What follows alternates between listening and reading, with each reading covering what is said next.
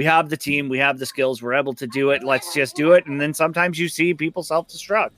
So we'll have to see how both of these teams handle it. I mean, we're in the losers bracket now. Give me 1 second.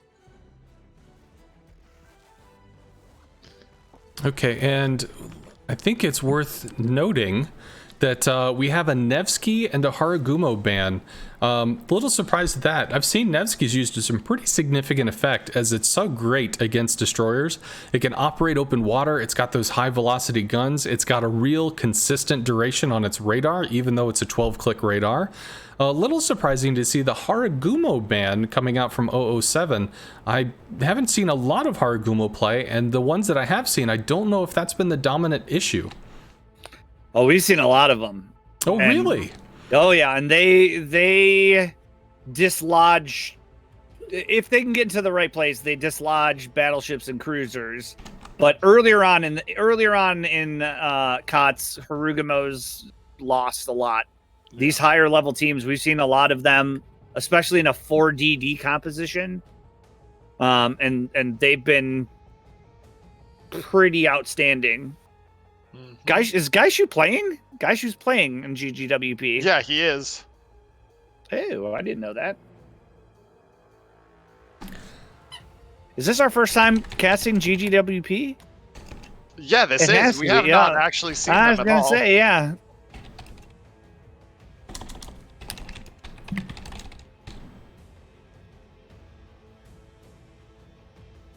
Well, I can tell you this. They are very strong. I think when one of the things that really, just to give you a little previous insight with the Star versus GGWP match, GGWP is a recently formed clan.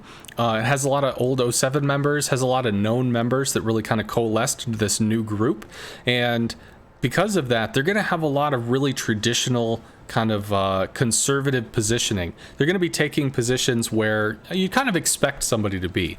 That being said, we did actually watch North. I think it was the very first map that GGWP versus Star happened, and they did something I've never seen before. They did double Salem, and they ran them both to Bravo. They put one on the little island that's up to the left and one to the island that was up to the right, and then they had a DD for cap contesting, which, I mean, that's a lot of teammates to stick in the center of the map where they can't assist A or can't assist Charlie. That, frankly, was just kind of confusing. But the long play there, I think, was to completely deny the enemy team from having any presence at B until they bailed, their DD took it, and then they could move their Salem asset somewhere else. Well, and so 007... we watched them on this map earlier tonight, yeah? And they brought 2 cruisers, 2 Des Moines, a Kremlin, and I don't remember the DD. I want to say it was a French DD down the 910 line. So if they end up bringing double Salem down B, they're going to have a surprise of 2 cruisers and a Kremlin coming down the 910 line. And what this map is all about is communication, saying when you're spotted, saying what you see. If you go for long periods of time without seeing ships in places where you know that they should be, you need to communicate that. North is an underdog map. You can either come around the A side or, as we've seen, the OO7 organization bring something down 910. And if ships aren't on those islands where you're expecting them to be, you need time to be able to maneuver. What do you think of, how important do you think it is to hold that 910 line against a C push? Because, and this was a weird one, I'd never seen this before, there was a Russian team in internationals that took A and B and completely ignored C, and basically just like ran somebody down below that southeast island all the way on that 10 line, just kind of kept a ship down there just to keep them honest and slow them down, and they ended up winning off of points.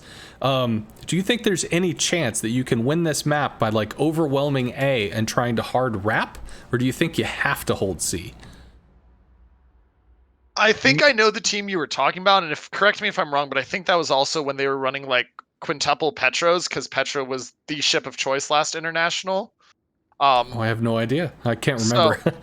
So I think if I am thinking of the same one as you, I don't think it works anymore because you don't have a ship that can quite hold it as much. The Des Moines is good at that, yes, and so are the Stalingrad and Moscow to an extent. But I don't think there's a solo ship that can hold well enough against this concerted push from sea to deny them pushing across the map. So I think surrendering or cap the entire game is a excellent way to lose. Well, if you can overwhelm a side, and the danger of the 9-10 line has always been that's 3 or 4 minutes where your battleships and cruisers may not be able to have shots. So if you can quickly swarm A, B, and get your team around and be able to set your cruisers up in such a way that when they come down that 9-10 line, they're not going to completely envelop you and have your broadside, then maybe. But you're putting a lot of risk in your ability to kill those ships in A. And what we've seen and how you counter that is you sit there and you send that cruiser and that DD up to A1. And what ends up happening is that you eventually have to turn to deal with what's coming from 9-10. And that's when that cruiser, that if he can stay alive and stay healthy enough, he's just going to be sitting there firing Citadel shot after Citadel shot after your team. And you're going to be getting cross torp. So it can happen against teams like that if you give up a cap. And have we seen any team just give up a cap? I don't think we've seen a team win that's given up a cap. I think there's been 1 or 2 teams that have, but they've lost. I mean, we've seen delays in going to caps, and that's okay. I don't think we've seen a team just straight up give up a cap. That's a ballsy strategy. And you know what? If you're an underdog, North is an underdog map, maybe you do something ballsy. I know our team, if we play against a 007 or a GGWP where we basically know what they're going to do, we have a chance. But if you send all 9 ships down the one line, we don't know how to deal with it. And so, crazy works. If you're the underdog, try and do something crazy. I think both of these teams are fairly evenly matched. So you're going to see more traditional strategies. But if you did your scouting, they both have an interesting way of playing this. And if you put Salem's in the middle, you're going to get B, and you may kill a DD early in D, but you have to do something on that 9-10 line to keep 007 honest. Yep. And I'm just resting my voice a little, guys, because my voice is a little hoarse right now. Okay. Well, I haven't seen 007. I do know that 007 is an excellent team. Used to be in a clan with some of these guys. Suckit, I think it was, S-U-C-I-T. They broke off and made a clan called Glue, and then they changed that over into QQ7. And some of the leadership, some of the folks that went over ended up moving up into 007 and taking leadership positions there, one of which was Eagle Lance. Excellent player, very capable, and certainly a strong leader. I haven't seen 007 this match, but I know they're a team to be feared. But at the same time, if GGWP was able to take out 07, you think 007's going to be able to stop them? Well, so we were looking at this earlier. The team that beat 007 lost to QQ7, right? Yep. Was that what happened? PN beat 007 Yeah, it was in the PN. first round, Yeah. and then lost to QQ7 in the second round. By the way, other side of the losers bracket, KSC versus BN. BN did win game 1, so they're up 1-0 going to game 3. And what is the holdup here? I think Gaishu streaming is the issue. There's a lot of mind games happening here. Yeah.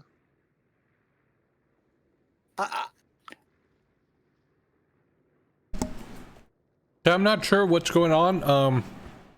I know. So in the Okay. I think what's happening is that some of the people in here are technically related to clans, and they're being not permitted because they are members of that clan, if that makes sense. Oh, I think Because- Gaishu was about to play for them. Yeah, because I Yeah. know there was, Malta had to get permission from GGWP and the adjudicators to cast OO7 versus GGWP because potential conflict of interests. So from what I can read here, because we're waiting. I'll be right back while we're waiting. Yeah. Is that 007 doesn't want Gaishu to cast because Gaishu was going to play for GGWP. So I don't know what's going on with that, but it looks like it's not happening. Who knows? We'll see.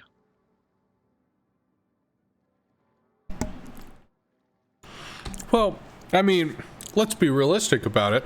It's Gaishu. Who wants to be on the opposite side from Gaishu? One of the best players potentially in the world. Do you really want him to join the roster that's going against you? If there's any way out, any legal rule, whatever, I can't imagine that somebody wouldn't try to seize at it. In the game Star versus GGWP, Gaishu was also interested in playing in that one, but Star was like, nah, we don't feel this one. They did run it by the refs, and evidently it's not something that's against the rules, but in the spirit of, friendly competition, Gaishu decided, nah, I'm going to step out. It's okay. But I guess since it was previously approved, maybe they figured they would do it this time? I don't know. And Duke, Fryce, Wizard of Ash, and Gaishu are all talking in NA need help #1 right now. Oh, so maybe this is going to be delayed? I have no idea. Apparently this has already been delayed like 15 minutes because Gaishu was supposed to play for GGWP, but he's not. So who knows? Looks like we're getting ready to go, though, because the ref is asking. So I think we're about to go, ladies and gentlemen.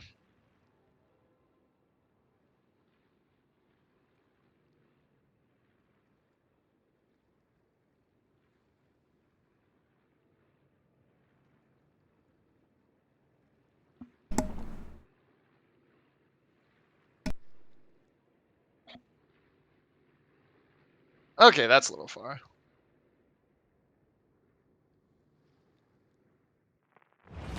Okay, and here we go. Since there's some tension in this game, but we'll go from here. Which side do you want, Scones?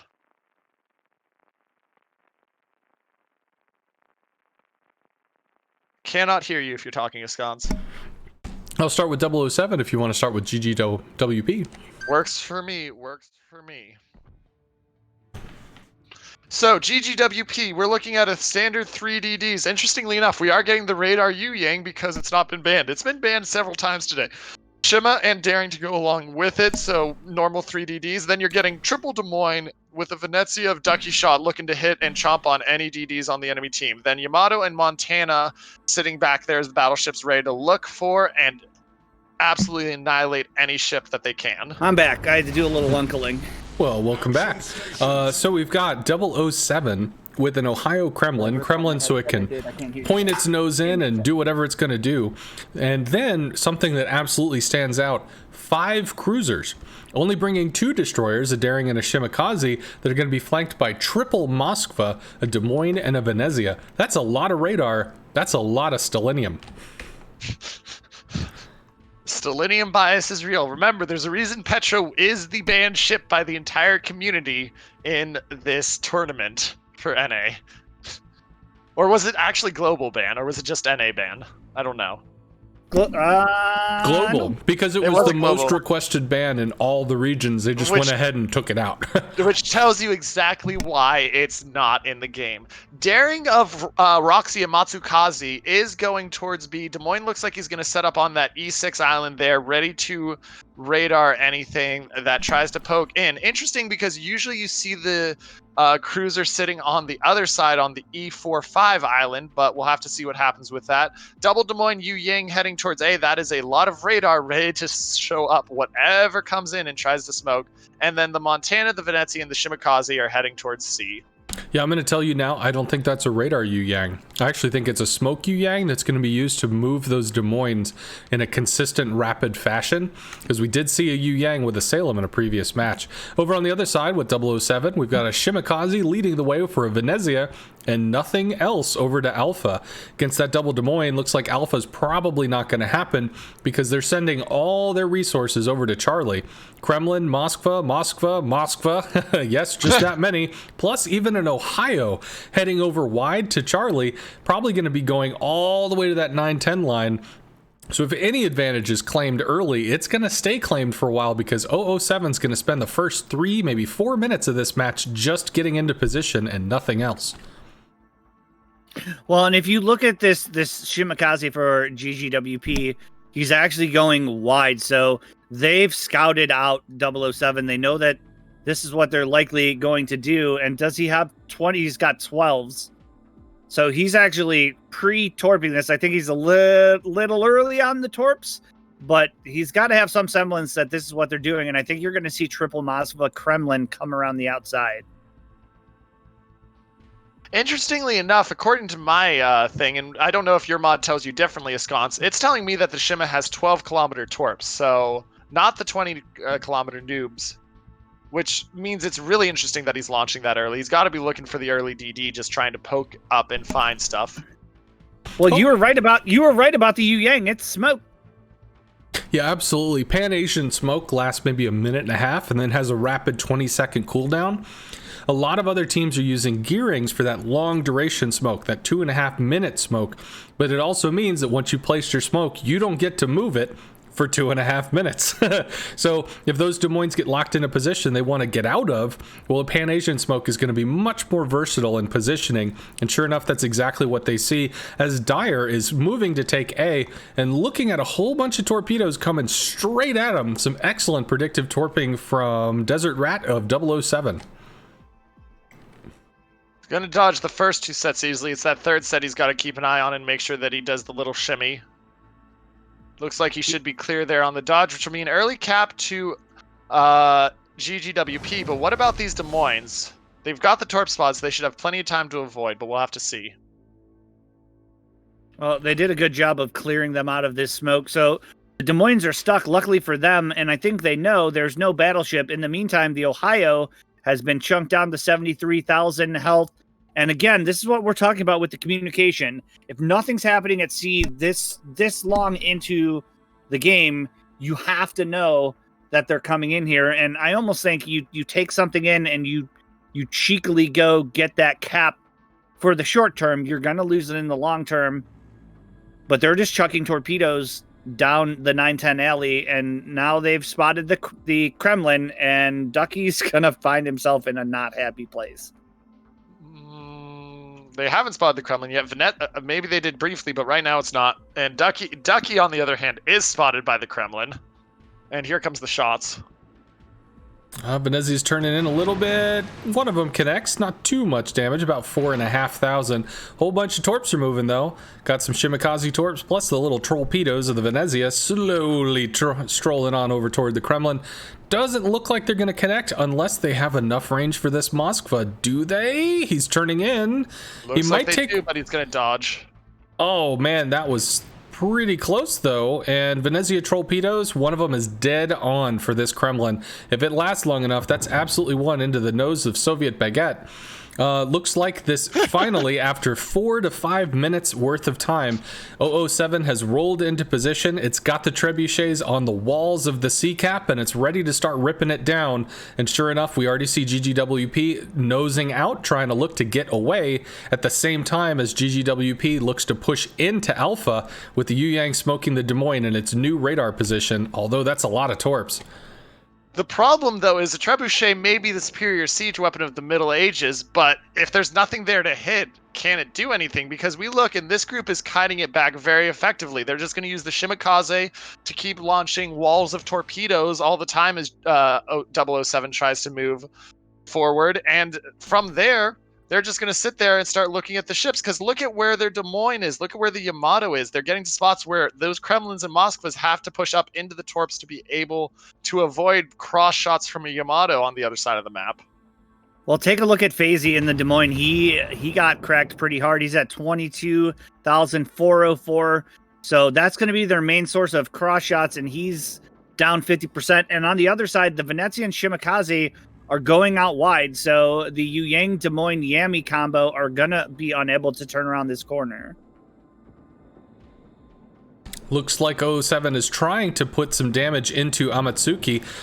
Looks like he was spotted briefly off the Des Moines. They're about to shave off about 6,000 health, maybe a little bit more as the Des Moines is continuing to fire, but nobody else really has shots. Meanwhile, Eagle Lance is running up that middle passage looking to make some plays. If he's able to sneaky on up there, FaZe is exposing all sorts of the front of his ship, and those Ohio guns rip right through the front of a Des Moines. That may be a dead U.S. cruiser. Shell's going to be coming in any second. They get launched. Here they're coming. They're coming in for FaZe. Are they going to connect? Thumpity thump. Down goes FaZe. Eagle Lance claiming a central position and opening up Bravo and continuing to move forward, looking for another Des Moines to kill. And that's just brutal. I mean, 457s on the Ohio overmatched the entire thought of a Des Moines, much less its body.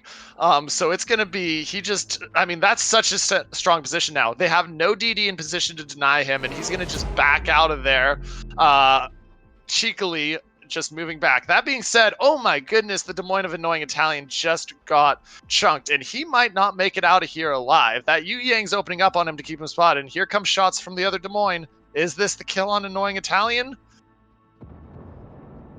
Yeah, I don't know if you open water, if you fire at this point as the Yu Yang. You've got that's why, because you got a Venezia right there and a Shima. You're down to half health to take 3,000 off of a Des Moines. Not the trade I would have taken. Plus, they've shifted off of A, which is allowing Desert Rat and the Venezia to come and cap A. So they've given up C.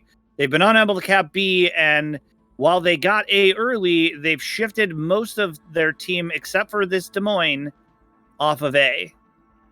The Annoying Italian continuing to annoy GGWP as shells overpen all around the Annoying Italian, leaving him with 7,000 health, a working reverse, and now a working heal button that's brought him back up to 13,000, actually a little bit higher. If we look over on the 910 line, we see the Kremlin of Soviet Baguette has pointed his nose at the enemy and continues to claim space for almost free, as the Moskva of Walked and Woted does take it for free.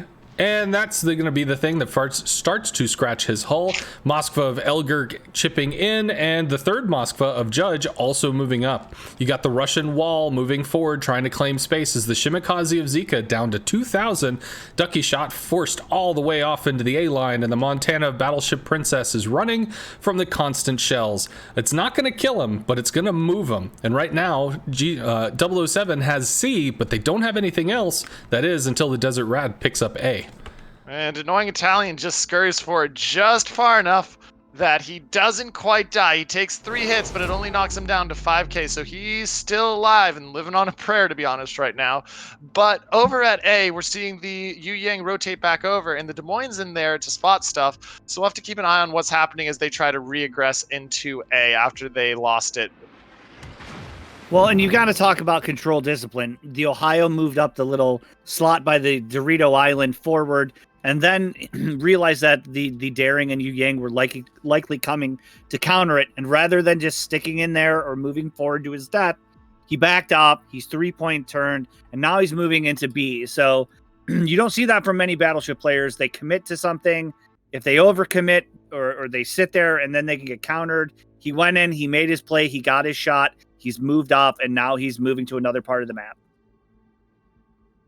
I have to point out that right now there's a high rise of the island between Sagelev and Soviet Baguette, but as the Yamato continues to move, his guns are not looking in that way, nor I believe are the Kremlin's guns, but that's a lot of broadside if he chooses to use it. Sageliev, however, staring directly at the torps as he tries to juke, but does catch one in the face from Desert Rat's Shimakaze, and the Des Moines of Yoshi is claiming A. The Venezia and Shimakaze did want to try to push, but a Des Moines ain't nothing to mess with, and even a Venezia doesn't have the win in a Des Moines that's too darn close. Now that nobody is spotting the Des Moines, he is able to keep this thing, and he will probably get the cap in about 40-something seconds from now, which will bring it back back to cap parity 1-1 unless the daring of Amatsukaze is able to finalize B. I don't see any way that they're going to reset him outside of Mad Dog, and he opens up. That being said, Shima opened up. yeah. That being said, it is important to note, while 007 came in with a health lead, they've only increased it. It's now up to 160, almost 170,000, which, considering it came in, it was about 40,000 when they came in because of the extra cruiser versus DD and the cruisers they brought in. But this game is in a real perilous spot. You're running low on health to be able to combat this, and most of your health is on a Des Moines and your Yami is where, like, about half your health is remaining right now. Well, and I want to talk about scouting for a second. We talked about it ahead of time that we knew that they were most likely to make this play. They brought 12-kilometer shimmy torps here. If you have a Yu Yang and you see that they have the Soviet wall, you know, maybe, oh, sorry, Moskva just gets Citadel right there, but you have to be able to counter that. And so far, they're just surviving it, if that makes sense. The Moskvas are high health, the Kremlin's high health. There's no DD to threaten. They're just trying to weather the storm, and I don't know if this is one you can weather. It's true. Yeah, I think I've seen submarine movies where they bang away with active ping and just drive everyone in fear from them, and it feels like those triple Moskvas and all that radar, nobody wants to contest it. Everybody's just running. They're trying to make plays on the other side of the map, and in fact, GGWP did just take A, might actually be coming back in with Amatsukaze to try to take Bravo now that I think that radar is down. I think 007 is going to have to try to force something, but at the same time, they've got 130 points in the lead. Look at the torps on the Yamato. Sage is gone. Yeah, Yamato's dead. There's no way he survives that brutal set of Shimakaze and Daring torps. Well, and the only thing that counters Moskva, Kremlin, Moskva coming up the outside is they have to give broadside to something. Right now, they're giving broadside to the Des Moines, who has opted to stay dark, clearly. But I feel like the Yami should have been focused on that rather than trying to drive forward in between B and A. Yeah, I mean, if the Yamato had the cross shot on the Kremlin, imagine what cross shots he had on those Moskvas as they came out from behind the corner. But he just got caught by way too many torpedoes and did not have a way out, well, other than down. Down worked. I think I also have to question the choice on the 12-kilometer torps. If you're going to put a Shima over there and you know you're going to be expecting a push of ships outside there, 12-kilometer torps does not give you a lot of room to play with. Sure, the 20 kilometers can be spotted from almost a mile away, but it's probably worth more to have the distance to be able to engage and harass rather than having to rely on them coming into you. Because I've watched at least 2 or 3 times where those torps looked good on lines but have fallen short just this game alone. I do have to wonder, I see shell after shell coming in on Soviet Baguette in the Kremlin, rather than focusing down on Moskva. Moskva's going to have less health, less armor, and less healing, and yet the Kremlin here is kind of the focus target as it's taken multiple shells now from Battleship Princess's Montana and the Des Moines and Daring opening up. I recognize that they're probably trying to get those big guns off the field before Arch Zero feels both of them, or rather all of them, in the face, but there's no way they're going to kill this Kremlin before the Des Moines does outside of incredible amounts of luck. Oh, and there he goes. Down goes Fraser. And there he goes. Healthy dose of stellinium delivered straight to the bow. Well, and it's just a noose, and they're tightening the noose. The Ohio pushed up a little too far. He's backed up. The Shima and the Venezia have done an excellent job, even though they haven't capped. They've been continually harassing the A side, and they're just letting the Moskvas and Kremlins push up around them. They've got nowhere to go. Remarkably enough, Soviet Baguette has fallen. That was a huge source of health, and now they still have 3 Moskvas to go. If Ducky Shot is somehow able to slide onto the side of a Moskva, he could absolutely Citadel the ever-living crap out of him. That being said, they only have to worry about the Montana of Battleship Princess trying to be able to fire out some other shots. I just don't think that's going to happen. With a 160-point lead, looks like 007 is trying to seal the deal by taking the B cap, and with a whole bunch of really low-health people huddled together north of Bravo. One of them goes down. More shells coming out toward Dyer. He's going to go down to 3. That's really low DDs, and they are running, sieged from all sides. And I don't know if you saw it, but then again, right there, Walked and Woaded manages to dodge torps because they die right before they get to him. Those 12-kilometer torps on the Shima, while yes, they're hard to spot, I feel like they don't give you as much as the 20 kilometers do. Well, and what were their bans? Harugama. What were they afraid of? They were afraid of being burned down by the Harugama, which, bringing in this comp, I'm not quite sure why.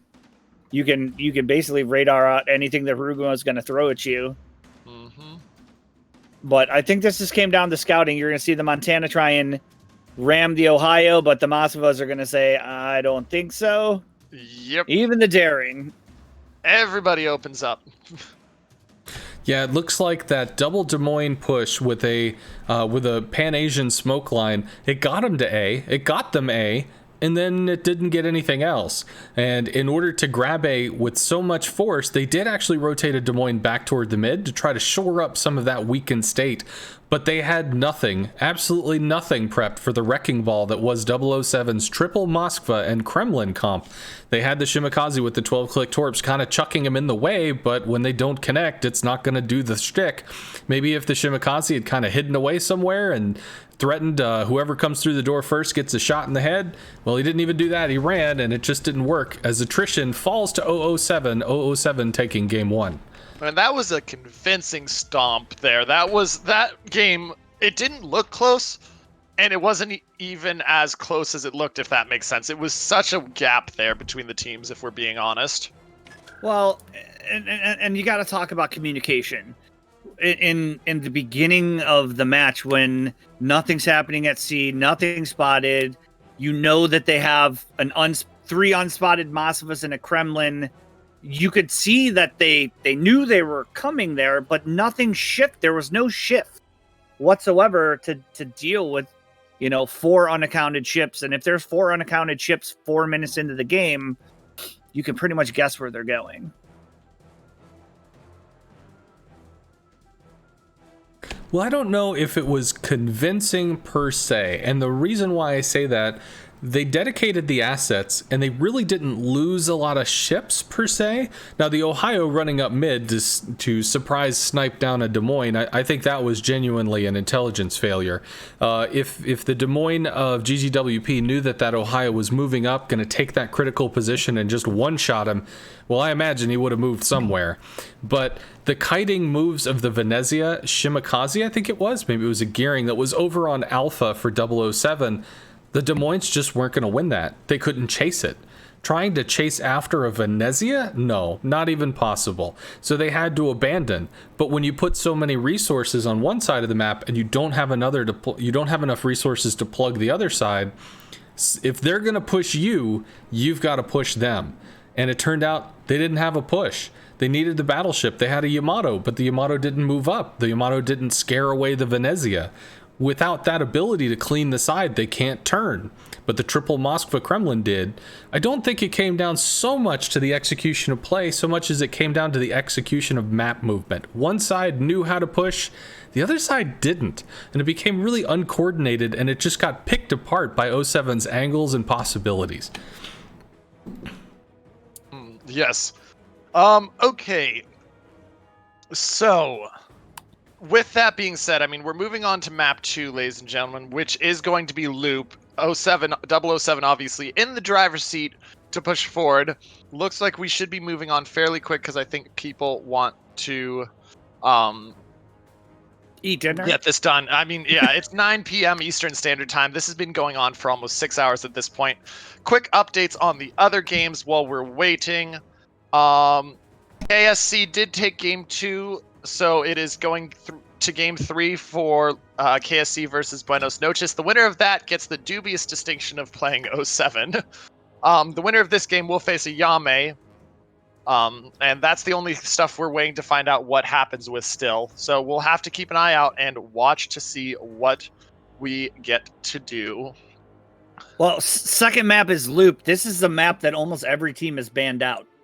So have you seen Loop tonight? Not tonight. We might have seen it in the early phases of the tournament, but I have not seen it at all since. Maybe the people that have gone further in the tournament recognized how much they hate the map and just decided to ban it outright. This map is absolutely famous for having nothing happen at A, nothing happen at B, and nothing happen at C. Yeah, and it's just one giant staring contest of misery. I mean, the islands in the center allow you to basically put a DD there and park it. Maybe bring a cruiser in. You're going to see cruisers on either side of B, but you have to overcommit something in order to get something. And we've seen the ACAP have two Des Moines basically a kilometer away waving at each other. There's not really an advantage and there's not really a disadvantage, but there's no place where destroyers are really getting caught out. Except for maybe the B-cap if you bring Venezia's on the outside, but I don't know. This is a tough map for either team. Is this GGWP's pick? Do we know that many? Sorry, pardon, what? Who picked Luke as their preferred map? I will tell you. Also, sorry, I'm just I'm distracted a little. This map, I don't know who picked this one because I got the stuff after the fact. I'm just distracted because I'm looking back at the Peen versus OO7 series and game 2, which PN won. It's listed on tournament as a forfeit for OO7. So I'm trying to figure out if that's statistically accurate or what happened there. Oh goodness, who knows? Like that just threw me because I was looking through the things and it's like game 2, win, forfeit. So. By the way, I have looked it up. Loop was picked by OO7. They are the ones that requested this map.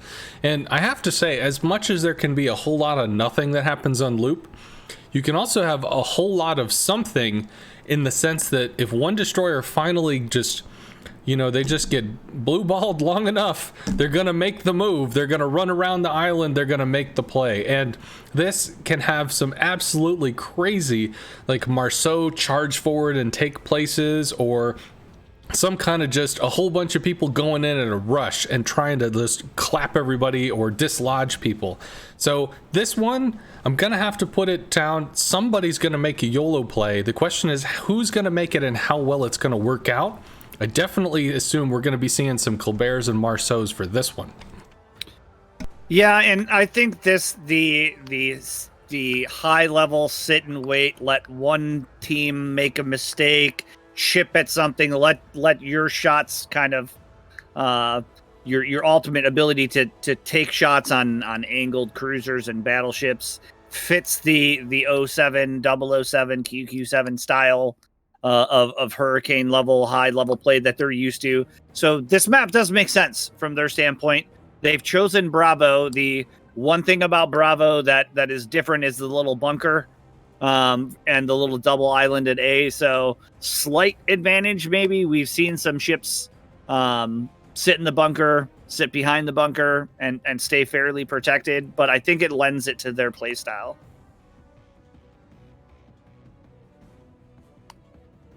I would like to point out there is a request in chat for a 30-minute medicine break. Is that something that we might expect to happen? Because I think that's a joke. I'm hoping that's a joke. I'm assuming it is, as the person that said it was readied up, but. Yeah. Okay, well, I guess we can assume that is a joke. Yeah. You could tell this is getting to the upper level of play when they're quoting specific rules. There's definitely, and you missed this because you were gone, GP, but there's some saltiness because they wanted to play Gaishu, but apparently mods overruled that Gaishu couldn't play for GGWP. And there's accusations that that's because of the fact that, GGWP beat OO7. Not that I'm saying I believe those accusations, but there's accusations that because GGWP beat OO7, that's why the mods won't let it. I tend to believe that it's just a straight, the mods are saying, hey, we're at the end of the tournament, you can't do this, but who knows? Well, I believe the mods have actually okayed it. It was the teammates of the opposing team that said, bro, we don't want to fight Gaishu. No. So the first time they tried to pull that, it was just so awkward that Gaishu went, I'm just going to step this one out. Yeah. And then the second time they tried to pull it, it looked like OO7 started quoting some letter of the regs going, a streamer cannot join a team of somebody that's also in their clan, as there is Roxy's Amatsukaze over on that. To which they countered by saying, well, he's not a streamer anymore. Oh, God. So it just started descending into legalese, and that's where people were just like, oh. And I know GGWP is a little salty because the fact that they let Maltese cast their O7 game, and it's, expecting, hey. Wait, they're saying they're ready. It's 8 versus 9. Am I okay? All right. Sorry. I just thought something. Okay. Yeah. My bad. But so I know that GGWP let Maltese cast OO7 versus GGWP, which was very good sportsmanship by GGWP. I can understand not wanting to play against Gaishu. I mean, it's Gaishu. What's his win rate? 65% or something right now. I mean, I take Gaishu in a ship versus Gaishu in an aircraft carrier. Like if you got to play him, put him in a ship. That's true. Gaishu, playing him in an aircraft carrier.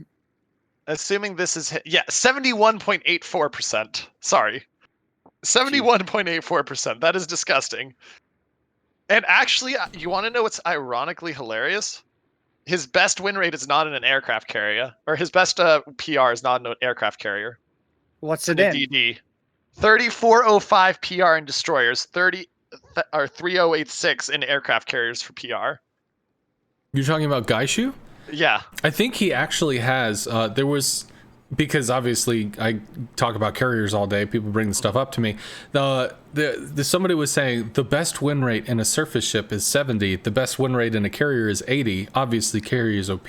Not to turn this into a debate, but for fun. Oh wait, no, I'm outnumbered. I looked at Gaishu. Two carrier players. I looked at Gaishu, and he had like a 76% win rate surface ship. Now, yeah, it's not 80, but 76% in a surface ship, dude. Anyway, game number 2. Will 007 close it out, or will we be forced to go into a game 3? Oh, and the forfeit of 07 is accurate. They brought a banned ship into the game. What? That I'm being told that by Sinistar. Anyway, GGWP has brought in the following. We're getting only 2 DDs here, which this map is probably one you can get away with that. Gearing and a Daring. Interesting not to see anything with tons of torpedoes like a Shimakaze or a French DD with the ability to gunboat, but that's their choice.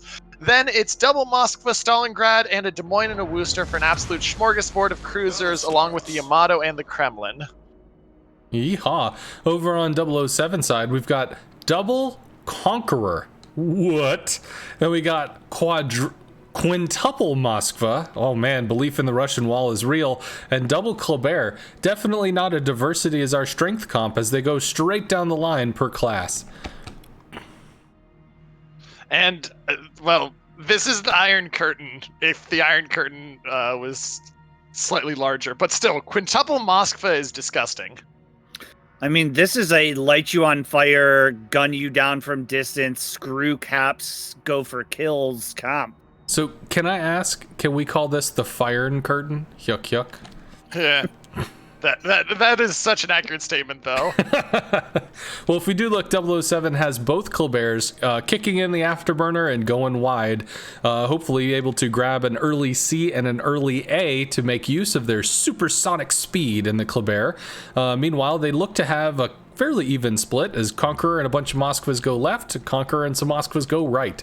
What's going on over with GGWP? Well, the Daring is going straight into B, which is going to be a big advantage because he's going to have that with nothing there to contest. Gearing is going to go to her C, where he's going to run into Eagle Lance, which is not a fight I would like to take.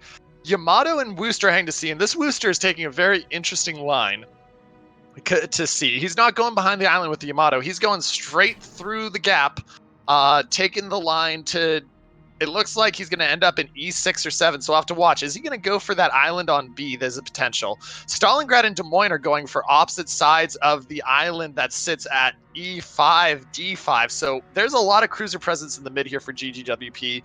And then there's the exploratory Russian expeditionary force of the double Moskva Kremlin kind of drifted towards A. Game Prodigy, what do you think of all these assets happening over in Bravo by GGWP? Do you think they're going to be able to hold space, or do you think they're going to be giving it away? Well, so the only reason why you put so many people at B is you're attempting to pick here, and you're hoping, I mean, typically you're hoping that they're bringing some DD in and you're going to be able to pick them off I don't think that that's going to be the case here, obviously. And well, we know that because they've gone wide on the outside with Kleber, and they should have known that by the caps ticking off. But I think their Des Moines and their Stalin are kind of stuck at this point. So you've given up A and C for B. Well, the interesting thing here, and I think what we're about to see as I watch GGWP, is I think we're going to see the Daring rotate to C, and they're going to put a Gearing Daring challenge on C, because you can have the Des Moines and the Stalingrad just keep B locked up. The Stalingrad's also in a prime position to radar. How much of A can he radar? The Stalingrad can radar all the way to where the Stalingrad can radar almost to the edge of. He can radar to behind the island in the middle of A, so he's got a pretty big radar range right now. But we'll have to see what happens with this Daring that's transferring towards C. This could be really brutal if that Gearing, that Daring pincer on the Kleber at the same time. And the more I look at this, do you remember when we saw double Des Moines pincering the two outsides? That's what they're doing. And sorry, but the Conqueror just took 19k. Soviet Baguette just got yammied. They're going to move both of these Moskvas down the 1 line and the 10 line, and they're just going to try and strangle them. Yeah, it looks like the double Moskva's making that move, but it's still going to take a while, and we do see Amatsukaze dumping some torps, looking for some angles behind that island. The Gearing is playing super safe, looking potentially to be able to smoke the Sage Liev, but not committing south. Same thing with Amatsukaze, not committing south. I don't think either of these DDs can take a Kleber in a 1v1, especially not while his reload booster is up, and certainly not under the guns of a Conqueror, even though he took a 20k hit. None of those torps are going to connect. I don't see any movement happening here. I don't know if GGWP is making forward progress or if they're just trying to reposition. I'm not seeing the next step. Yeah, I'm watching A, where the Kremlin double Moskva is going to run into triple Moskva Conqueror, and the one thing I'm noticing is where are the crossfires coming from, and I'm guessing that's where Ducky and Phasey come in, because they're the only thing that's going to be able to get a cross shot anywhere with Moskva Kremlin basically sticking together. Yeah, But it should be interesting. They're going to be able to fight these Moskvas. Oh, Daring Kleber fight breaks out. Yeah, DD versus DD. Kleber's going to have that reload booster, and I'm sure he's taking full advantage of it. Eagle Lance, not a slouch in the aiming department. How long does he want to stay lit in front of a Wooster? That's kind of the question. He's got the shots out. The Daring is actually broken smoke, which I believe should keep Eagle Lance safe. And while Eagle took half his health, so did the Daring, but the Daring's got a heal. That being said, even though the Kleber lost some health, he's still got a saturation mechanic that's going to give him almost another health bar, going from half down to dead. Still able to be a threat, and his reload booster is going to be cycling right now. Kind of wish we had the Gearing and the Daring trying to make a play right now, but Yoshi's taking some shells even though he's off on the C line. Well, we're finally seeing the first movement from GGWP. Phasey has moved over to the next island. He is going to be able to do it safely, because the one thing this comp is lacking is spotting. The Klebers are both behind the island, and they've got to realize that the Moskvas and Conquerors are relying on GGWP to actually get into the Moskvas' detect range or start shooting. So sorry. And Moskva's just got chunked. He's down to 26k, and he's still getting woostered over at the C cap. Yeah, that's pretty nasty. Looks like Toxic Symphony is starting to reverse, try to pull back. There is a Des Moines that has some shots on him, but he's not taking those shots. Right now, he is just getting woostered, exactly as stated. Under the guns of a Yamato is not a good place to be. Over at the one line is double Moskva versus Moskva Kremlin. That's a lot of Moskvas, friends. And Dyer, as well as I Love All Ships, took some pretty decent ship damage and then pointed their nose away from the A cap. Mad Dog is pushed off, off, but there is no threat of A being claimed by GGWP. Looks like Arch0 and the Kremlin's going to try to force a play, but he's forcing against not only two bow-in Moskvas, there's a Moskva in Walked and Woaded that's going to have some pretty decent angles when he comes around that corner, as well as double Conqueror. Both the Conquerors have rotated on top of each other. Down and there goes Toxic, the Moskva. Yeah. That's they big. need to push C, like, and we saw earlier the gearing is all the way on the 10 line, the Yami is all the way on the 10 line, the Wooster's on the 9 line, so they've got to clean these up quickly and be able to cycle over to be able to get cross shots on these Conquerors and Moskvas. Darren Kleber is breaking up. Yep. This is not the fight that Kleber wants to take right now when you've got a Wooster that's in range to hit you. Sure, you have the saturation, but the Daring's got smoke, and you're just going to get Woostered for a while. I actually think the gearing and the Daring need to change places. Well, the gearing needs to move, period. They need to get the Daring a little safe and have the gearing start to spot. Yeah, gearing is playing escort for the Wooster and not getting anything out of it. The Wooster wasn't the reason the Moskva died, although he certainly did chip damage. The Wooster isn't the reason that the Eagle Lance is playing safe, because he just ran away and dodged all the shells. If they could get that gearing out on the map and making plays and taking caps, that would be great. But right now, A is still locked in the Octon 007's favor, as is Bravo now, because the Kleber took Bravo, as there's no DD that's mid. What are they going to do? Well, it's going to start with Desert Rat. We've said this is a kill comp, and yet they have caps. Like, you got to give them credit for that.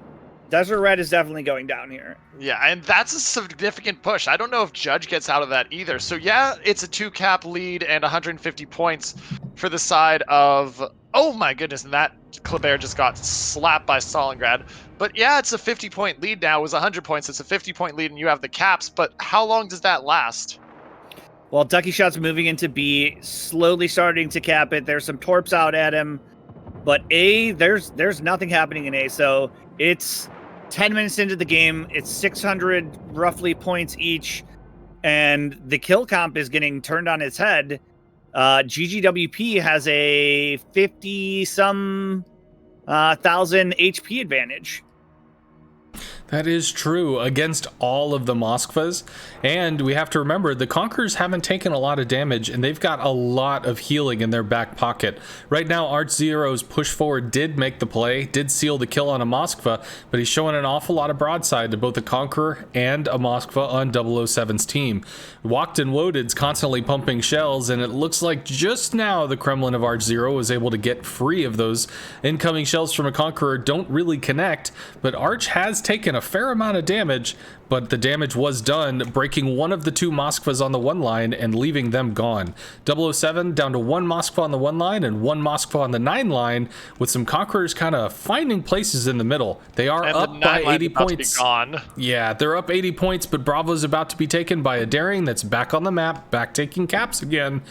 Looks like this might be a bit of a turn here. And I mean, once the Moskva goes down here, which it's going to go down, it's how much damage can he get on the Wooster before he goes down? Because, like, and that's a significant chunk. That was a lot of damage on the Wooster, yeah. But the Moskva goes down, but even if the Wooster goes down, okay, C is kind of in an awkward position. You've got a full health Gearing versus a 9,000 health Kleber, with the Yamato shooting at the Kleber. Does he hit? Survey says just misses, and you've got the Daring at B, and you're up by 3 ships right now. That is a significant advantage, and it's about to be another ship, make that 4 when the Moskva of Judge goes down, and he's at 5,800 and trying to heal, but also being burned down. Yeah, he's got 2 Moskvas on top of each other, just raining HE shells into this dude over and over and over. Sage, the Wooster, does go down, but that unleashes the Gearing. No longer stuck next to a Wooster, he's able to go run and potentially run down the Kleber of Eagle Lance. Might take him a while to get there, because the Kleber's got afterburners, but something's going to happen, and most likely the next thing to happen is Judge going to the bottom of the water. Shells out, though, into the Moskvas. Blitzstorm, and the Conqueror's pushing up.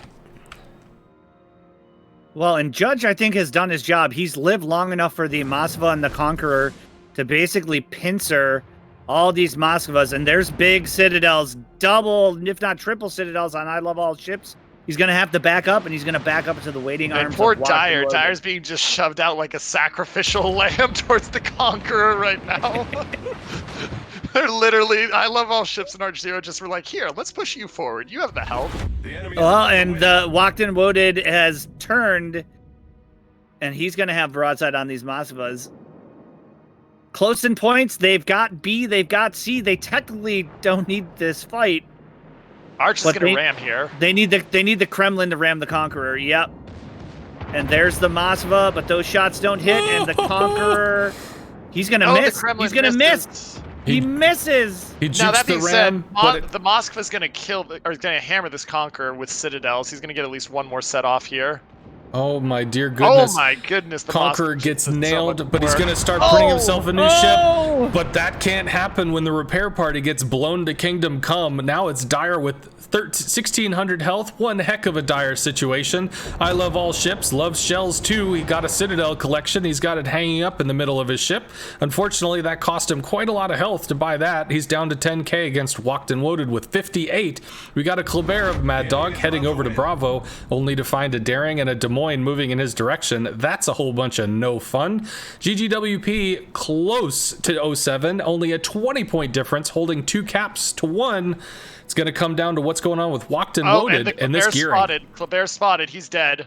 That's big. That's big that the Kleber goes down right there. Yes, that's huge. Down goes Fraser.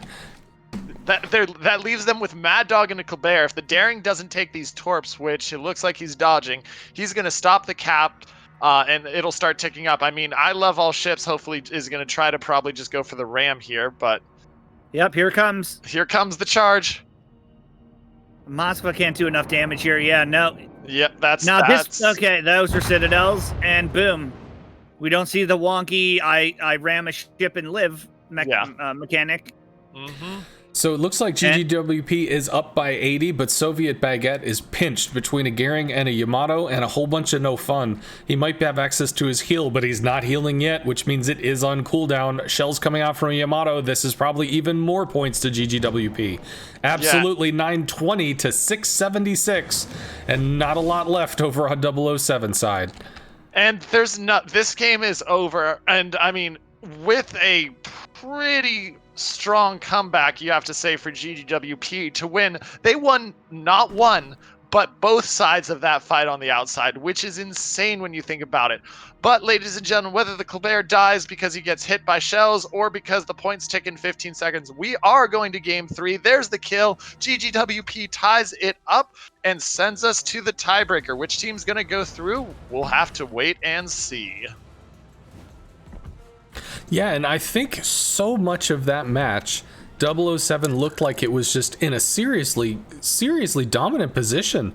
And it was finally when those GGWP destroyers got off of the back of the map. When the Gearing started making aggressive plays, stuff died. It's not even that he shot him, it's not even that he torped him, it's just that he moved forward and the presence and everybody else came with him. And then suddenly, bam, C fell. And then the Daring went over to Bravo, and then B fell. And GGWP started claiming map space, more. And before you knew it, kill after kill after kill, things just went crazy. But then A was definitely a place to watch, as there were Citadels being thrown left and right into what resulted in, well, frankly, scorched earth. Everybody died.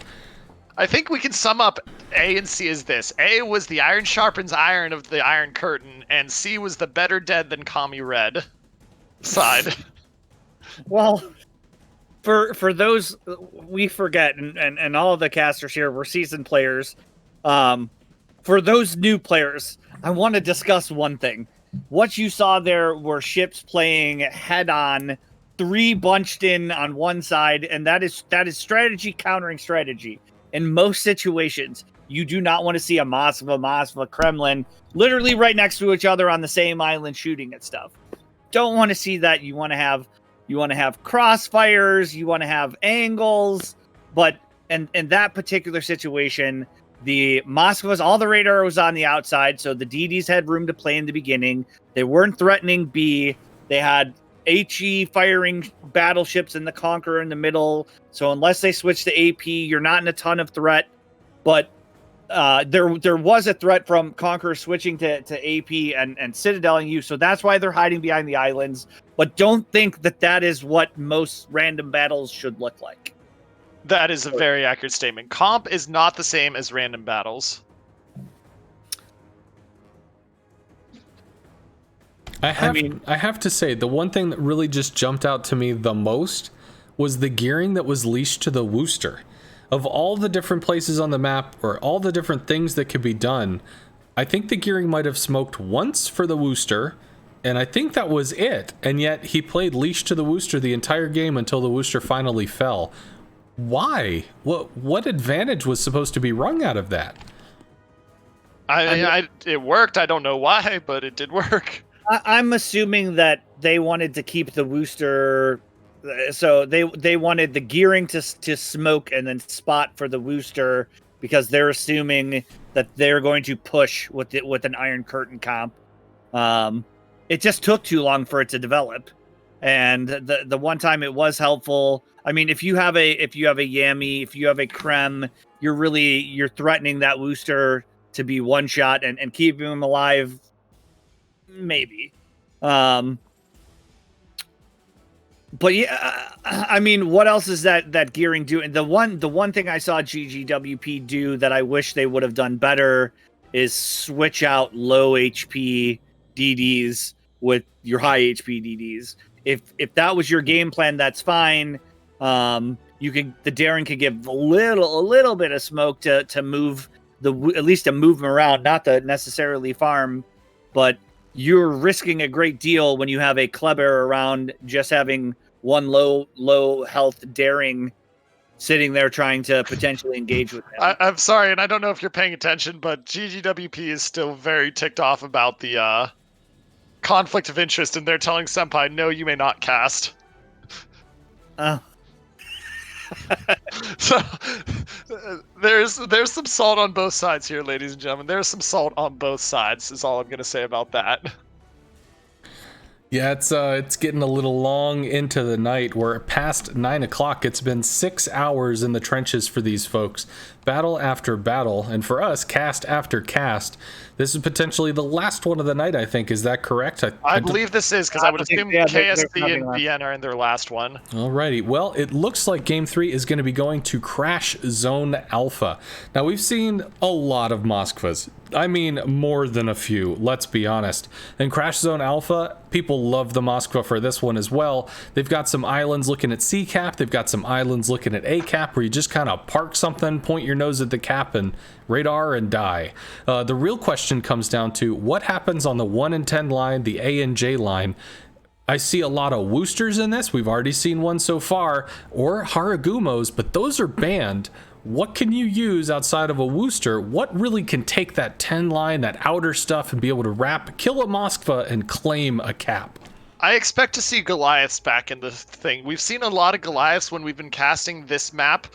We also saw, was this the map we saw a Minotaur just OO7 bring a Minotaur that just absolutely was ridiculous? Yeah, they brought it to the B island, but yeah. Again, this comes back to the scouting. So we saw OO7 bring Des Moines and Gearings on the 9 line, 10 line, and 1-2.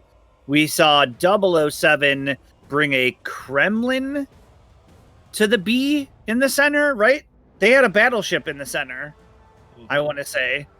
Okay, anyway, ladies and gentlemen, just as a reminder, this is our last game. Tomorrow, King of the Sea will be going at 3 p.m. Eastern Standard Time. It is the semifinals and finals of the NA Regional Tournament, with 3 spots up for grabs to go to internationals and play for a portion of a $30,000 prize pool. So make sure you're there. I know GP and I will be starting probably sometime around 2 p.m. Eastern Standard Time. Ensconce, I'm figuring probably the same time as that. I kind of start the stream going for a little bit. Me and Boggsy kind of kick it off at 3, save our voice a bit. Yeah. But I will be streaming post-cots today, so if you want to stay around for some post-cots randoms, and I probably will have a couple codes left because I've had very few viewers wanting to get in on giveaways today for some reason. Feel free to stick around. We'll give away the remaining 3 or 4 codes I'll have in the post-stream when I do a couple hours of just memeing around with battleships and such. Yeah, and for those in my chat, just so I can say it, when this one does finish, I've only given away some codes once, and then I've just been busy the whole rest of the time. So I've got 15 clicks of the button left. So if people want to come and experience a code explosion, I'll throw out some weird hashtag thingy, wait for probably 5 minutes, and then just fire off 15 codes to whoever the heck throws out their hand. At a certain point, just drop codes and see who grabs them first. Personal favorite. Just code in the chat. Whoever Code in the chat. Who gets it? So BN did beat KSC, so that means I'll just update you while we're waiting for this one. It'll be BN versus OO7 in the third place bracket round 3. Then whoever takes game 3 here versus Ayame, and then obviously we already know Star and SCCC and QQ7 Bonks. And hello, Mr. Tankers. No, you cannot eat my cupcake. Okay.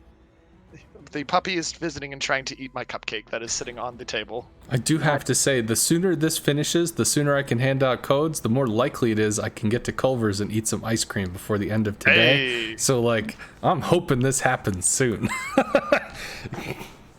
I agree. So, if you guys started at 2, does that mean this was, goodness, an 8-hour day for y'all if this goes all the way to 10? Yeah. And I'll probably go for buddy. a little bit longer. It's no bit worse. It's no worse than teaching. It's actually less stress on the voice than teaching. Oh, you know, I'm not surprised. Granted, love host shows having- apparently been EU and NA. Yeah, I love having 3 people. It saves the voice, man. It's been great. So thank you for joining us. Yeah. Always welcome to join us if Bogsy ever has to leave again because he decides that a girl is more important than $30,000 of prizes up on the line. What's wrong with that, man? Well, he can't get the $30,000 in prizes. Oh, yeah, he gets, He you know... doesn't understand the game. Yeah. Yeah, he gets like $4 in ad money. It's like, nah. He got conscripted to, I think, make some food for like a get together or something. So he wanted to be able to cook starting around 7:30 to be able to go out to do this 9 o'clock dinner or whatever. Well, 9 o'clock our time, whatever Eastern time, Western time, but he's over on the other side of the country, and that's math, and it's almost 10. Yeah, agreed. Agreed, ladies and gentlemen. Freaking agreed.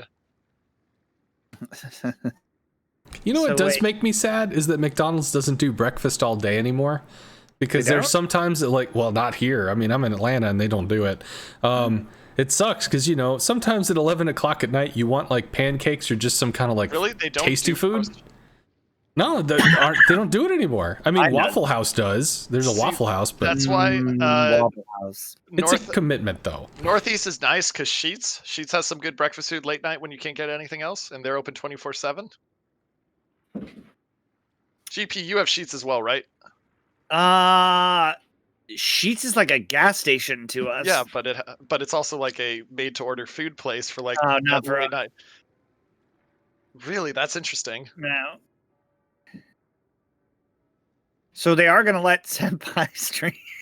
I know. This is just hilarious. They're so chippy. It's amazing. It is beautiful. It is beautiful. I mean, tempers are flaring a little bit. Like we said, this has been, it has been them playing for 6.5 hours. I know for some of these people, they're not North America, they're EU or Australia, so it's even worse for them. God, I can't imagine being Carrier Hosho who's been casting both EU and NA all day. So I have a question in my chat. Was Gaishu ever declared in GGWP's team roster? No, You he guys- was not. He was Which is where the controversy came in, because it's like on the roster you've got your roster and then you got 3 subs, so you got 12 people. He's not on the roster, so it just kind of came off like, I don't know, GGP kind of took a win, and then it's like guys, she's like, well, hell, I want to play. It's like, well, we don't want to play against you. So I thought he had 15. I mean, I stand by that. It's like if I saw Potato Quality not on someone's roster, and then Potato Quality comes in and wants to play Battleship, yeah, sorry, no, never, nada, zip, zilch, zero. I mean, you're welcome to play it as long as you don't shoot your guns. Rams only. I'm sure you could still influence the game, right? That would be a bitch to lose. To someone. I'd love to see he would get like 3 DD rams somehow.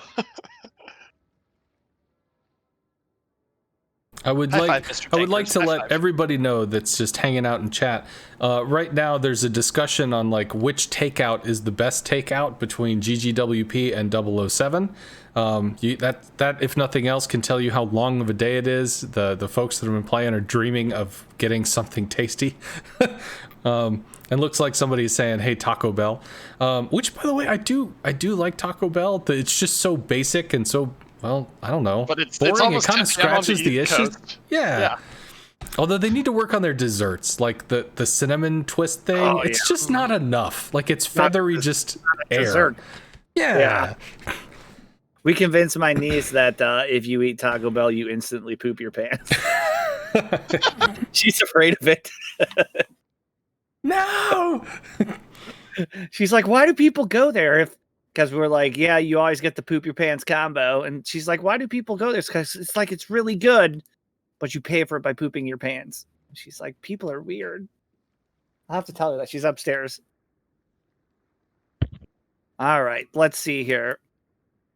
See, now Gaishu's going to be pissed that they let him. Oh. The webs we weave. Yeah, eventually these guys will be done. Looks like 8 out of 9 of the GGWP are ready. All 9 of 007 are ready to go. Probably GGWP just tweaking a ship or catching a flag or something like that. Yeah. As far as Crash Zone Alpha is concerned, I do have a question. Which side is better to take, the Alpha or Charlie side? Because once you take a side with superior numbers, you got to wrap into the rest of the map. And how do you do that if you take C? Because you've got a lot of island cover, which is cool. You can siege Bravo, but technically the island cover could work against you. What do you think? Minnie? Well, for C is the northern cap, right? A is at the bottom, Bravo's the middle, C is the northern, Yeah. right? For C, what we've seen working is it's not always necessarily about about having those 4 ships have to push into Bravo, but if you take C, get the ship on the around to that top island on the far right. So if you take over that, you push them out of C, and then you can just sit there, let your DDs move while your cruisers just prevent anybody from coming back to C. So it's not always about moving everything in. We've also seen, if it's been a successful take, they shove down to that island that's sitting in the middle somewhere around, like, it would be E7, I think, that long island, and you can put a battleship on there if you get the push. Oh, and here we go, ladies and gentlemen. Last game of the day. Who will win it? Will it be GGWP or 007? Just a reminder for streamers, the OO7 and GGWP sides did swap in case the colors matter, the color change, yada yada. What's going on over at 007, Minnie? Well, we're getting 4 DDs, double Kleber, a Grozavoy, a Gearing, then double Des Moines and a Moskva with an Ohio and a Conqueror. Interesting things. Eagle Lance has swapped out of the cruisers. He is now into an Ohio. Or actually, he might have been DDs, but regardless, he is swapped over and he is now playing an Ohio with Soviet Baguette. US ship with an eagle on it. Seems legit. Over on GGW side, whatever. We've got double Yamato with Arch Zero and Battleship Princess Rule. I don't know. It's late. Des Moines, Goliath. Des Moines is going to be the 3 cruisers that we've got. The Des Moines don't have a lot of health, but the Goliath sure does. I'm a little surprised maybe that they didn't go with the Salems if they were going to take a Goliath. And we've got Gearing, Kleber, Yu Yang, Graz. Whole lots of different stuff going on here. Only repeated ship in the double Des Moines. Well, in the Yamato, I guess. Rar.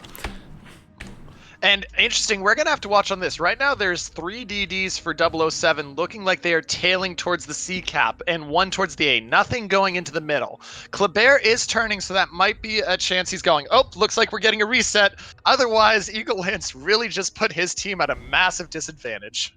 I got Wargaming doesn't like us promoting McDonald's. I'm a fat kid. We'll promote whatever food we want. I mean, they were talking about in the training room. This is just us continuing on with the training room discussion. Yeah, we're definitely. I just want ice cream. Who disconnected? Looks like I'm not sure what happened here.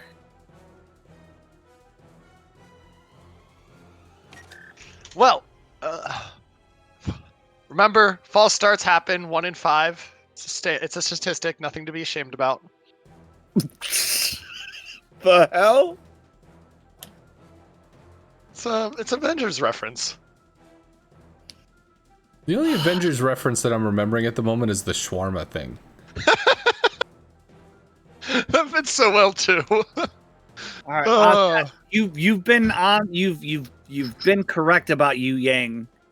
They brought a Yu Yang this time. They've had time to switch. You think they've gone back radar? If they're bringing 4 DDs, are you bringing Smoke Yu Yang again?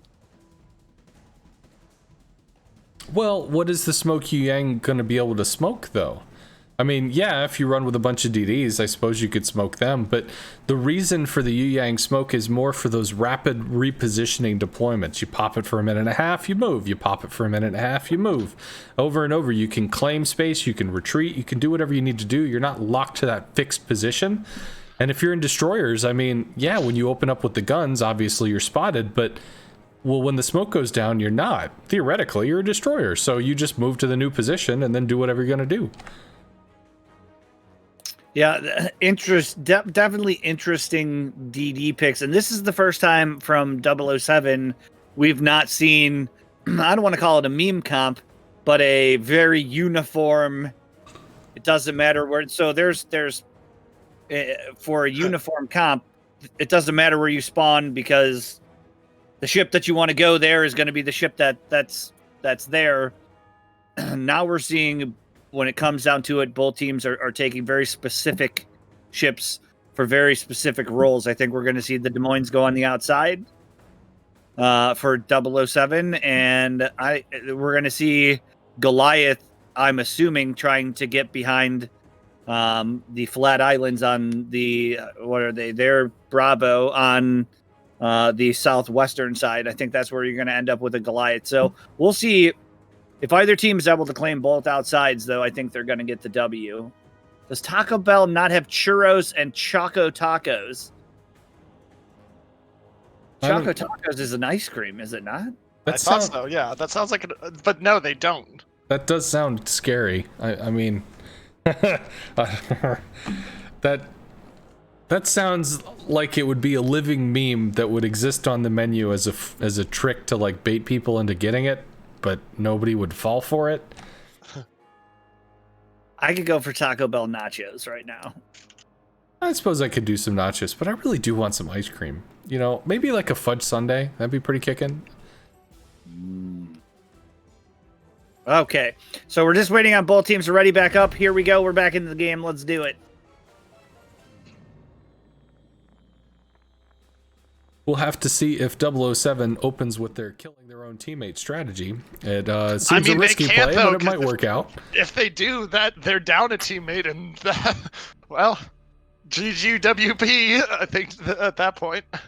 Well, one more time for the recording. What's going on over with 007 there, Mini Hannibal? Well, we got a double Kleber, Grozovoy, and Gearing, along with Moskva, double Des Moines, and then an Ohio and a Conqueror. And interestingly enough, Eagle Lance has swapped out of his role as a small surface ship and gone full bore into the battleship land with his Ohio. He's shooting torpedoes out of guns this time. They're giant and do lots of damage.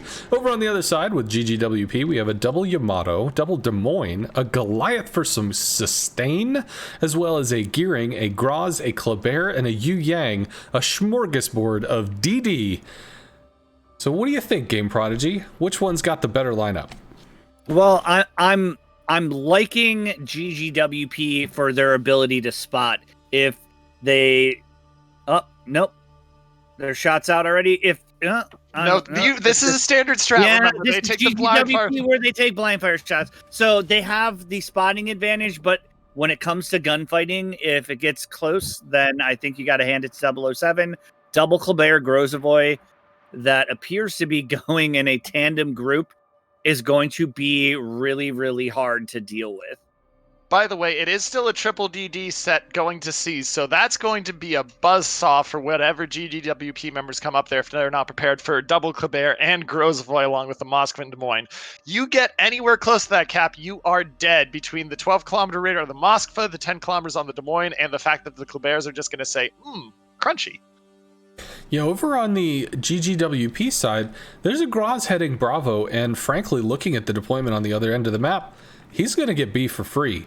Free cap? That's going to be a little rough. Gra's actually kind of looking at Charlie, but I have to hope he's going to turn in for Bravo. It would be amazing if with 2 4DD lineups, nobody goes to B, but that actually seems to be the case. Do they not have radio location? I don't know, but regardless, this is clearly teams have done their research, you have to assume. And now, I think one of the big plays is which is going to give more value down today. We're going to have to watch this.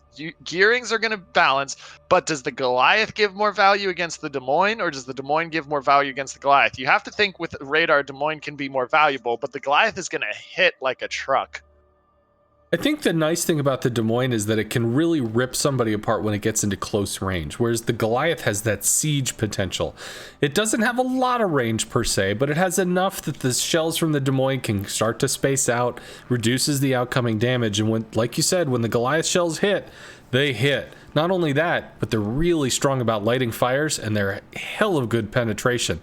Plus, with the incredible amount of healing, if the Des Moines just not really winning the DPS trade, the Goliath's just going to out-sustain and murder him. And here goes the fight. Oh, God. This is regret. This match has been struck. The match has been struck. Oh, gosh. Both teams are taking damage. That being said, Amatsukaze is taking more of it early.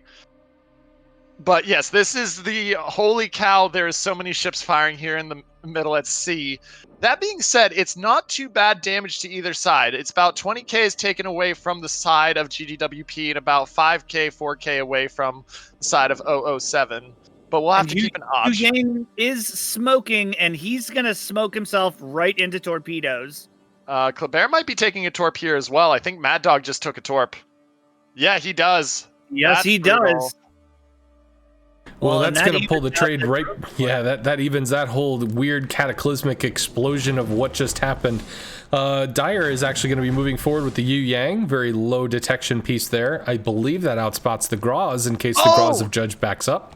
Toxic Symphony just got chunked by Yamato. He's down to 30k. That was a 15k shot from the Yamato, and that's going to force him out for a bit.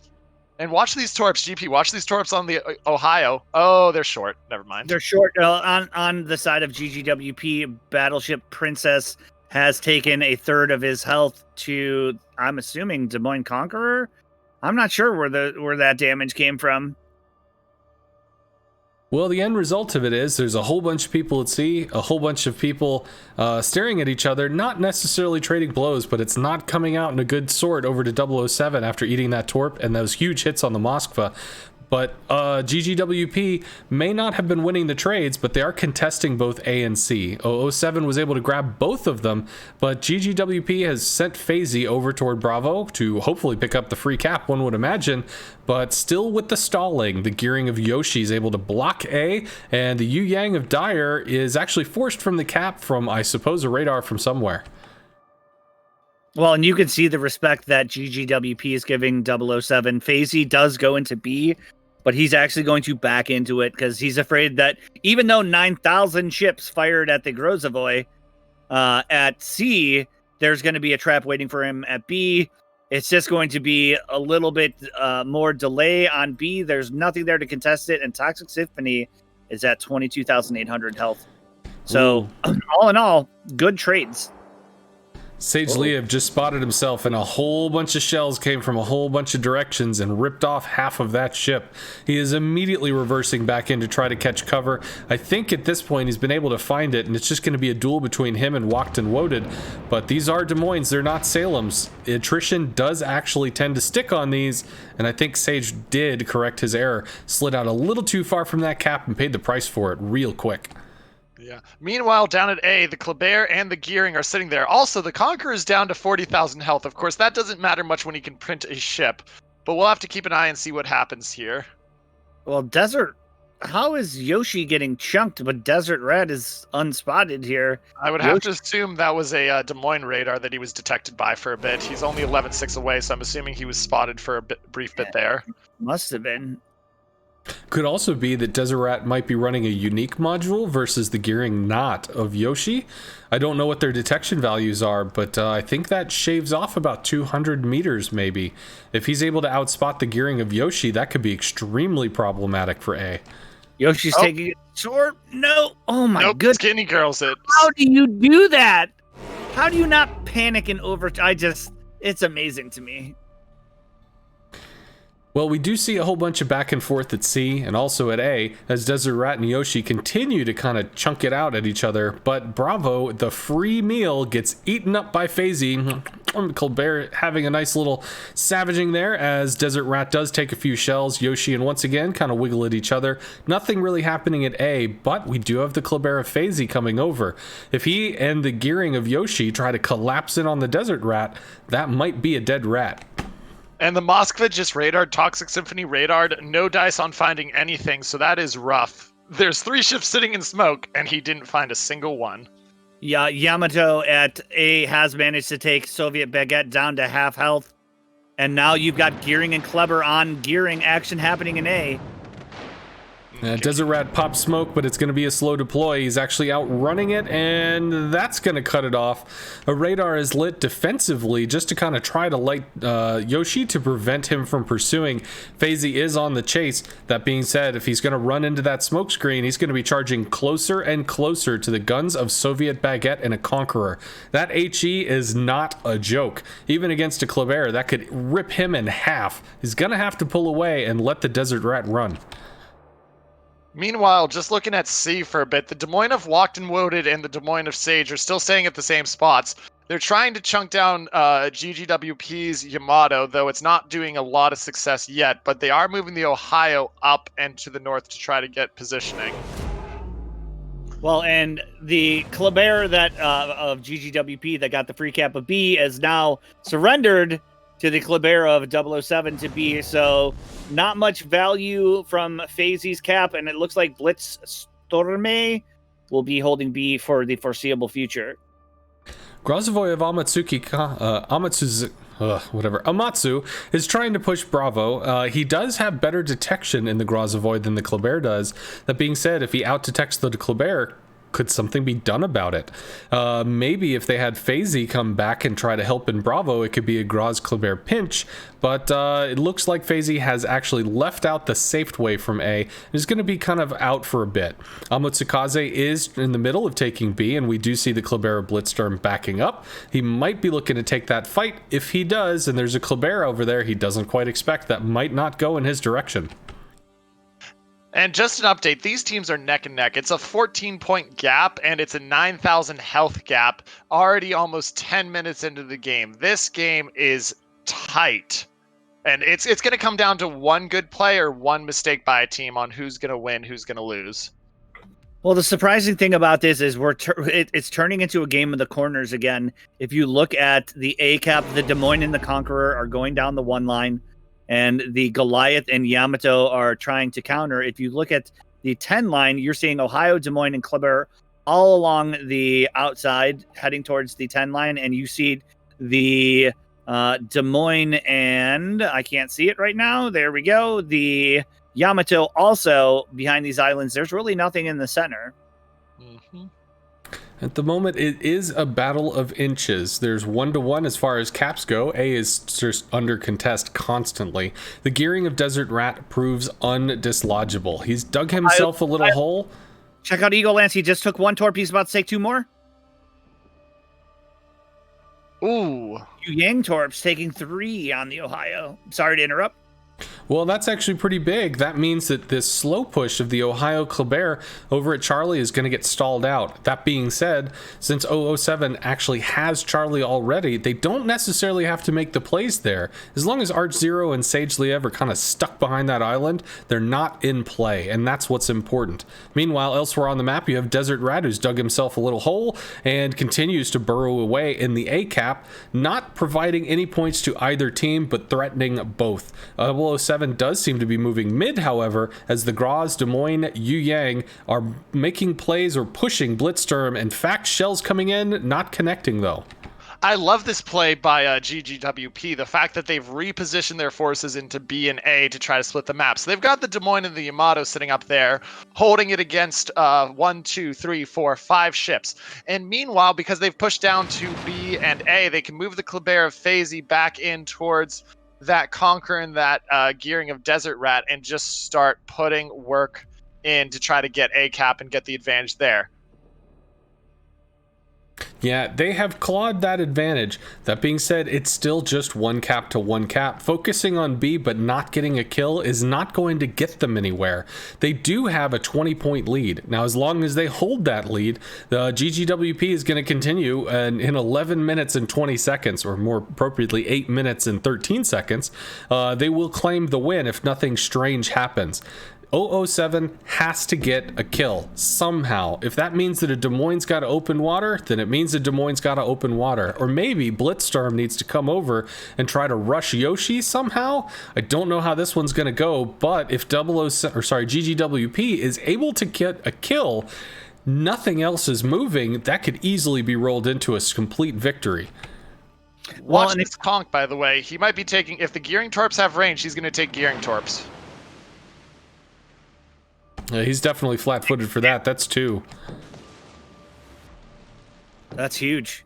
Mm-hmm. Well, and if you take a look at A from 007's perspective, having the Goliath over there means no radar, and so you could technically bring the Kleber, who's in a gunfight right now with the Grozavoy, over to A and potentially try and get an advantage there by dragging them into your Des Moines, smoking up and killing them. I don't know if they see that at the moment, though.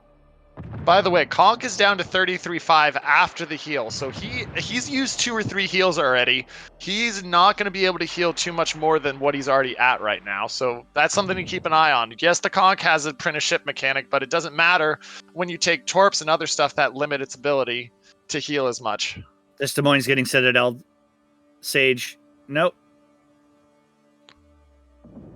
Wow, yeah. Nice steering. He does squeak by.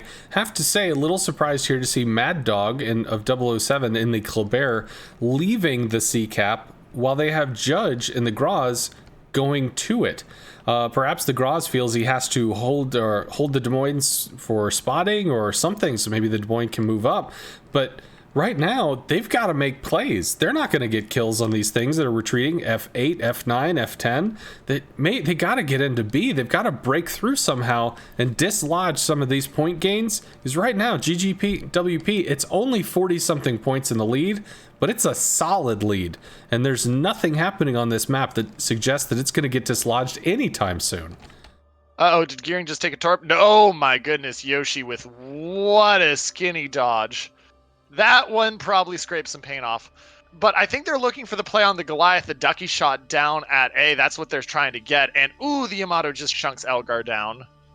Well, the one thing I will say about 007 right now is if you look at their 2 Des Moines, they have managed to get the corner, which is going to allow their battleships to come in towards B.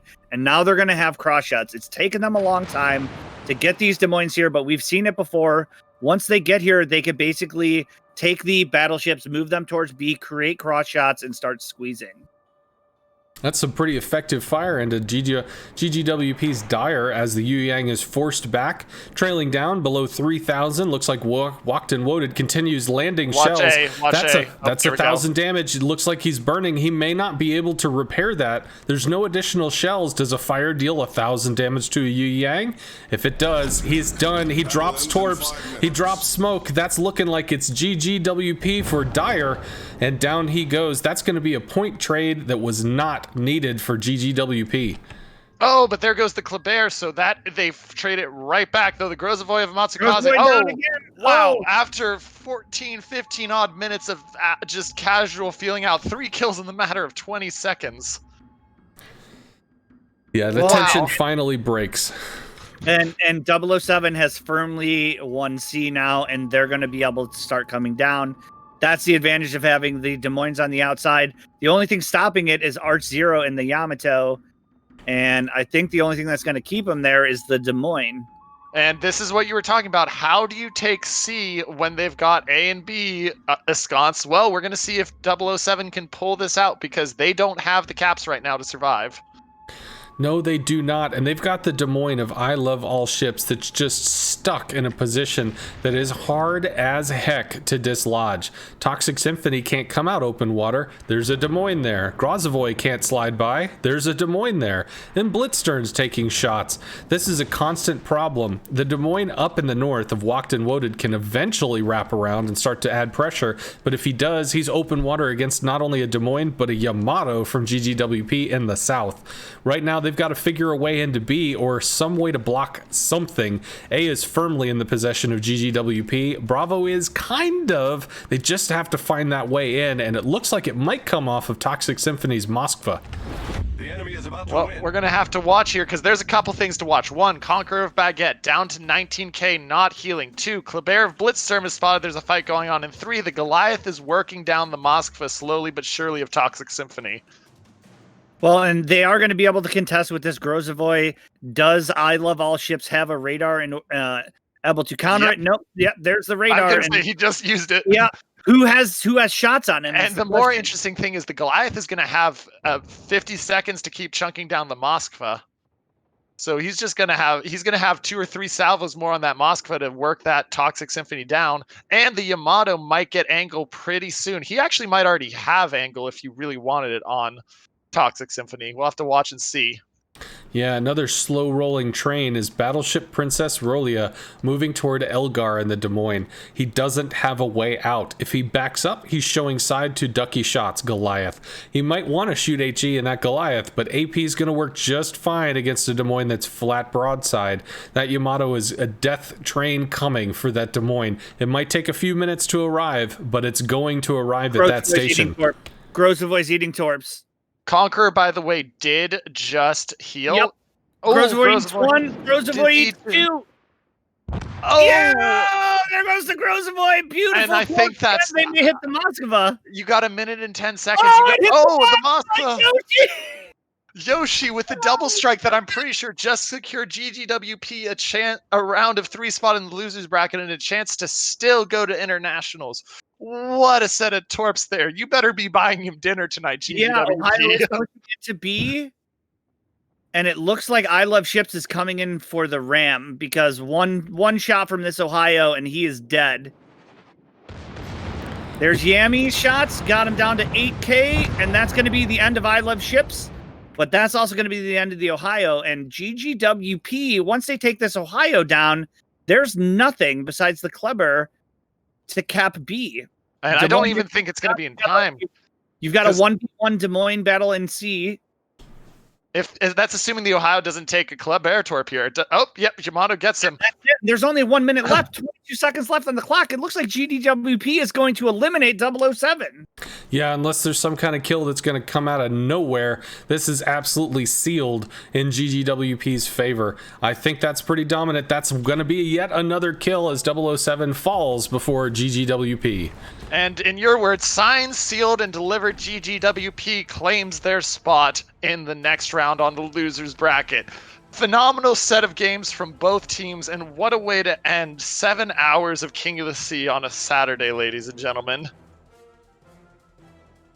I have to say, GGWP not only knocking out 007, but also knocking out OO7. What a huge hit to the OO7 community at the hands of GGWP. Some newcomers on the scene, some of which are ex-OO7 in their own right, but nonetheless an impressive showing from this new team to enter in.